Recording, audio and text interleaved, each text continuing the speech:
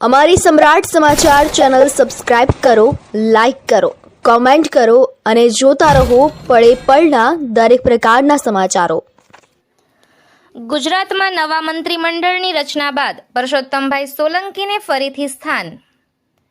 ગુજરાતમાં ફરી એકવાર નવા મંત્રીમંડળની રચના કરવામાં આવી છે, જેમાં ભાવનગર ગ્રામ્યના ધારાસભ્ય અને કોળી સમાજના કદાવર નેતા પરસોત્તમભાઈ સોલંકીને ફરી મંત્રી તરીકે સ્થાન અપાયું છે।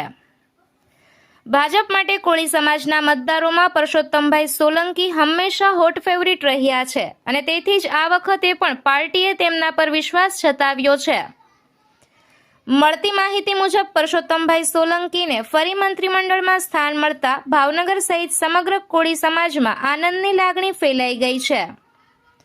ભાવનગરના મીરાકુંજ વિસ્તારમાં કાર્યકરો અને સમર્થકોએ ફટાકડા ફોડીને અને મીઠાઈ વહેંચી ઉજવણી કરી હતી। સ્થાનિક સ્તરે ગ્રામ્ય વિસ્તારના લોકોએ પણ ખુશીની લાગણી વ્યક્ત કરી છે।